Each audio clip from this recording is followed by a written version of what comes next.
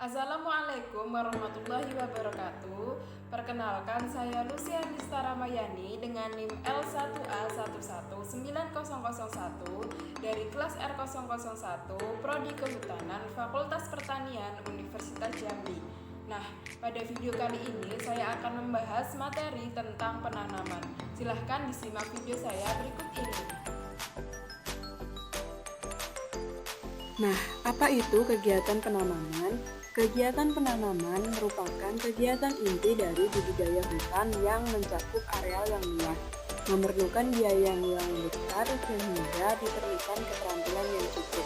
Kegiatan penanaman meliputi pemilihan jenis, persiapan lapangan, penentuan jarak tanam, pemasangan akhir, pembuatan lubang tanam, pengangkutan bibit, penanaman, dan yang terakhir pemeriksaan pekerjaan dan evaluasi penanaman.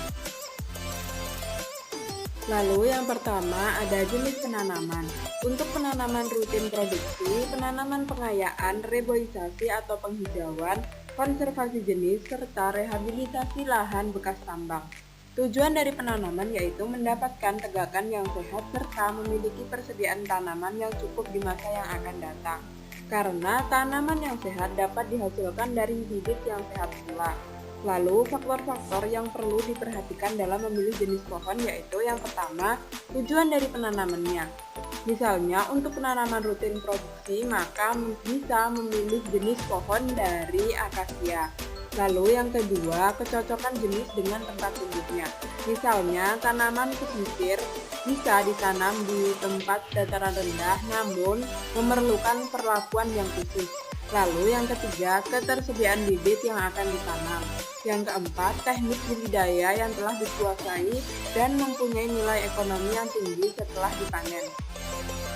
Lalu referensi untuk memilih jenis tanaman yaitu yang pertama, kegunaan dan manfaat jenis yang akan diusahakan. Misalnya kegunaan dan manfaat kayu, bukan kayu seperti buah, daun, akar, bunga, dan lain-lain. Juga fungsi lain seperti fungsi ekologi dan fungsi konservasi. Yang kedua yaitu nilai ekonomi atau pasar. Yang ketiga, mampu beradaptasi dengan lingkungan. Kemampuan beradaptasi ditentukan oleh kemampuan tanaman untuk tumbuh pada suatu kondisi lingkungan tertentu. Berdasarkan kemampuan dapat dibedakan menjadi dua kelompok yaitu kelompok tanaman lokal seperti jenis tanaman yang secara alami tumbuh pada satu lokasi.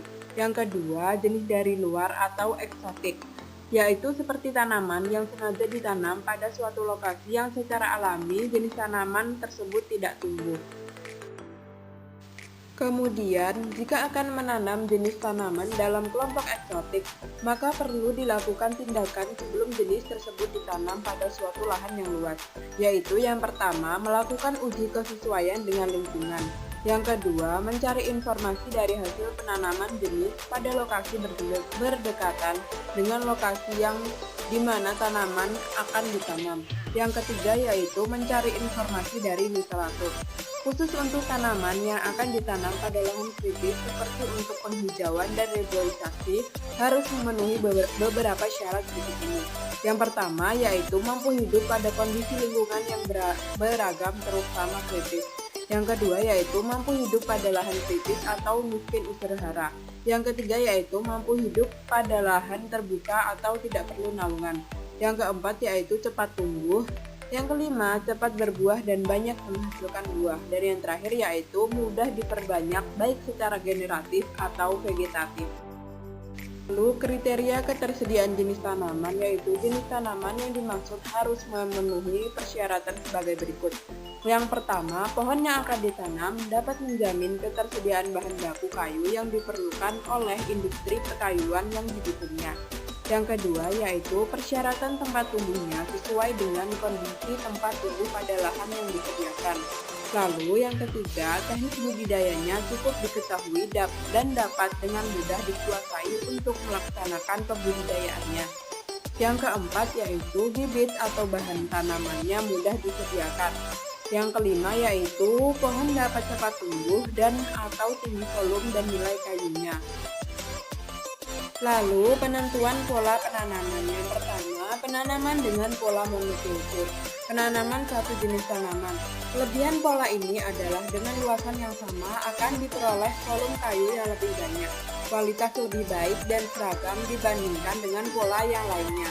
Kelemahan monokultur yakni memberi peluang beradanya hama dan penyakit yang tidak pernah putus, dan juga terjadinya ledakan hama karena persediaan makan tercukupi. Lalu yang kedua yaitu pola tanam hutan campuran. Kelebihan pola ini antara lain lebih tahan terhadap gangguan hama penyakit, penggunaan ruang tumbuhan maupun sistem perakarannya lebih baik. Kelemahan dari pola ini yaitu apabila penebangan tidak dilakukan secara hati-hati maka akan merusak tanaman lain di sekitarnya. Lalu yang kedua, penanaman tumpang sari. Penanaman ini di mana tanaman hutan dengan tanaman pertanian diletakkan pada satu lahan. Keuntungan dari sistem ini adalah di samping mendapatkan kayu, petani juga memperoleh tanaman yang ditumpang sarikan. Bisa dilihat pada gambar pola tanaman monokultur, pola tanaman campuran, dan pola tanam tumpang sari. Lalu pelaksanaan kegiatan penanaman. Yang pertama yaitu perencanaan lapangan. Perencanaan lapangan bertujuan untuk menentukan apa yang akan ditanam. Lalu pembuatan batas-batas areal tanam. Yang kedua, pembersihan lahan. Kegiatan pembersihan lapangan meliputi pembersihan semak, perdu, dan pohon-pohon sisa. Pada saat kegiatan pembersihan lahan dilakukan, bahan-bahan yang dapat digunakan untuk membuat hasil dapat dikumpulkan. Pada daerah yang miring, sisa-sisa tonggak dibiarkan untuk menguatkan struktur tanah dan untuk mengendalikan erosi. Lalu, penentuan jarak tanam. Faktor yang mempengaruhi penentuan jarak tanam antara lain tingkat kesuburan tanah. Pada tanah yang subur, jarak tanam biasanya lebih besar jika dibandingkan pada tanah yang kurang subur. Lalu yang kedua, jenis tanaman. Jenis tanaman yang bertajuk lebar ditanam dengan jarak yang lebih besar dibandingkan dengan yang bertajuk kecil. Lalu yang ketiga, tingkat kemiringan lahan. Pada tanah dengan topografi berbukit miring, biasanya jarak tanaman lebih besar karena harus mengikuti arah garis kontur. Jarak tanam di lapangan pada awal penanaman diwujudkan dalam bentuk pemasangan ajir. Ajir yang dipasang merupakan tempat bahan tanaman yang akan ditanam. Pada umumnya, jarak tanam yang dipakai adalah 3x3, 3x5 meter atau 4x5 meter. Jarak tanam ini dibuat dalam larikan yang teratur mengikuti ketinggian tempat. Kemudian pemasangan ajir. Tujuan dari pemasangan ajir yaitu membentuk barisan penanaman yang lurus dan teratur. Yang kedua yaitu menentukan titik tanam. Bisa dilihat pada contoh gambar di bawah. Lalu selanjutnya ada pengolahan tanah. Cara pengolahan tanah tergantung dari produk akhir dari usaha penanaman, spesies yang ditanam, penutupan lahan, pola pengusahaan hutan, dan yang terakhir kondisi tanah. Metode pengolahan tanah terbagi menjadi dua yaitu mekanis dan manual. Pengolahan tanah dilakukan dua kali yaitu Gebrus 1. Untuk membalikan tanah dicangkul atau digancu selama 20-25 cm supaya memudahkan pertukaran udara dan peresapan air. Lalu Gebrus 2 yaitu untuk menghaluskan tanah hingga siap untuk ditanami. Tanah yang masih bergumpal-gumpal digemburkan kembali sehingga tekstur tanahnya menjadi lebih halus. Pembuatan lubang tanam. Ukuran lubang tanam bervariasi. Tujuannya adalah menciptakan kondisi mikro, terutama memperbaiki agregasi tanah. Pembuatan lubang tanah tergantung dengan jenis tanah dan ketersediaan tenaga kerja. Lalu, pembuatan lubang tanam dilakukan dekat dengan ajir dengan ukuran lubang 30 x 30 x 30 cm atau 30 x 20 x 20 cm. Lalu, pengangkutan bibit. Pengangkutan bibit dilakukan secara hati-hati agar tidak mengalami kerusakan selama dalam perjalanan. Bibit yang telah diseleksi dimasukkan ke dalam peti atau keranjang dengan disusun rapat sehingga tidak bergerak jika dibawa atau ditumpuk. Bibit yang dibawa ke lapangan adalah bibit yang sehat dan segar dan dihindarkan dari panas matahari secara langsung serta disimpan di tempat teduh dan terlindung. Bibit yang diangkut dengan dipikul jangkauan maksimumnya adalah 2 km dari tempat pengumpulan bibit di lapangan. Jumlah bibit yang diangkut sesuai dengan jadwal penanaman serta kemampuan regu tanam. Lalu yang selanjutnya ada penanaman. Jika bibit menggunakan polybag, maka sebelum bibit ditanam di dalam kantong plastik, dilepaskan dengan cara dirobek, yang medianya terlebih dahulu dipadatkan dengan cara memeras atau menekan polybag tersebut. Yang kedua yaitu, jika menggunakan tub plastik, maka lepaskan bibit dari tub dengan cara memukul tuber bagian bawah secara perlahan. Nah, mengapa? Jika menggunakan baik polybag ataupun tub plastik harus dilepaskan sebelum ditanam di tanah karena agar sistem perakaran tanaman tetap dapat tumbuh dengan baik. Lalu yang ketiga, media tanam diusahakan tetap melekat pada akar bibit. Yang keempat yaitu, bibit diletakkan di tengah lubang secara vertikal terus ditimbun hati-hati dengan tanah sekitar sampai batas leher. Dalam menimbun, upayakan topsoil dimasukkan ke lubang terlebih dahulu. Kemudian, tanah sekitar bibit dipadatkan dengan jalan ditekan secara hati-hati sampai terjadi kontak antara perakaran dengan tanah. Nah, bagaimana sih cara untuk memindahkan atau menanam tanaman dari polybag ke dalam tanah? Yang pertama, menggali lubang dengan ukuran 30 x 30 x 30 cm.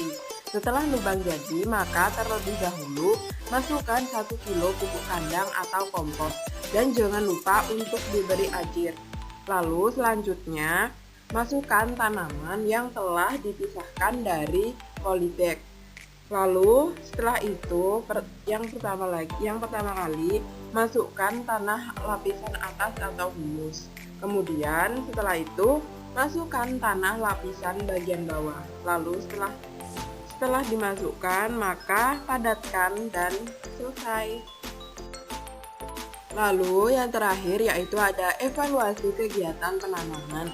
Mengapa diperlukan evaluasi? Karena evaluasi dimaksudkan untuk mengetahui keberhasilan penanaman dan untuk menentukan kegiatan penyulaman atau penanaman ulang. Jika persen jadi tanaman mencapai 100% pada areal, maka tidak perlu ada sulaman. Lalu, apabila pada areal persen jadi 80% sampai 100%, maka perlu ada sulaman ringan.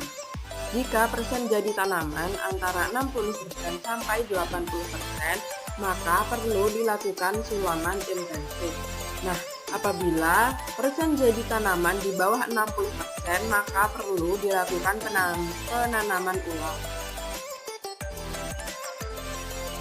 Sekian video penjelasan materi dari saya. Apabila ada lebih dan kurangnya mohon dimaafkan. Dan apabila ingin memberi saran dan kritik yang membangun untuk saya, bisa dituliskan di kolom komentar.